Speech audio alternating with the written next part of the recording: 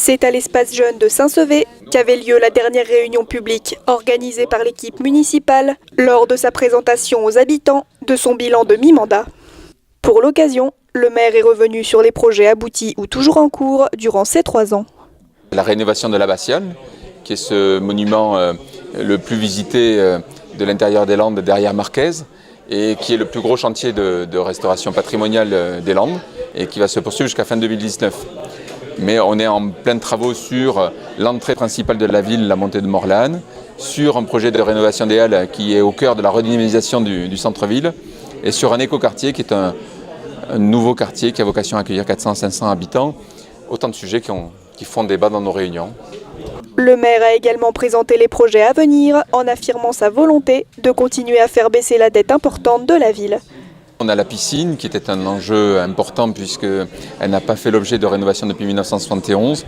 On a pris la décision de la faire en interne avec une équipe de la Régie Bâtiment, qui est une forme d'entreprise générale du bâtiment fait de salariés de la ville qu'on a complété depuis le début de mandat en recrutant des professionnels, de façon à ce qu'elle puisse rentrer dans notre budget, sachant qu'on tiendra l'engagement qu'on avait pris en début de mandat de rendre la ville avec moins de dettes qu'elle n'en avait en 2014. On l'a baissé de 300 000 €.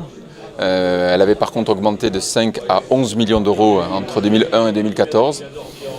La stabilité est déjà un effort important dans un contexte où l'État nous enlève des versements chaque année, où on mène une action publique avec 371 000 € de moins qu'en 2012. On essaie de trouver des économies, de lancer des appels d'offres. On a mis en place un magasinier de façon à ce que tout achat soit contrôlé. C'est une action du quotidien. L'objectif de ces réunions était de faire naître un débat avec les habitants présents afin qu'ils puissent trouver des réponses à leurs questions ou faire part à la municipalité de certains problèmes existants dans leur quartier. On a eu de longs débats ce soir sur l'avenue du Tursan, qui est un axe d'entrée de ville qui a été refait il y a 10 ans, mais avec d'énormes malfaçons sur lequel on a tenté une action juridique.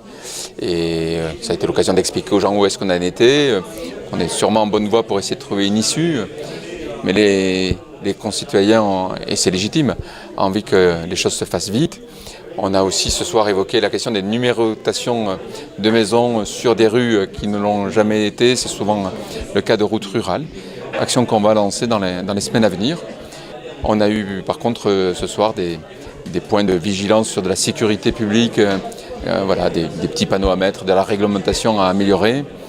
C'est aussi ça, je crois, une démocratie moderne, celle d'être au plus souvent possible en association des habitants, qui sont les experts de leur trottoir, du quotidien, de façon à ce que les réalisations que l'on fasse soient le plus en prise avec les configurations de chaque lieu.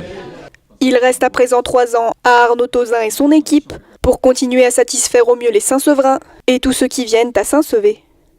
On a découvert ce qu'est l'engagement de maires et d'élus municipaux qui est à la fois passionnant, mais qui est aussi un engagement de tous les jours, au plus près des gens. On a la joie d'avoir à Saint-Sevé une ville dynamique sur le plan associatif et culturel, et de voir que ça prospère. On a la joie de voir que les fêtes de Saint-Sevé sont le 3e feria des Landes en affluence, et que dans de plus en plus de jeunes qui viennent nous rejoindre.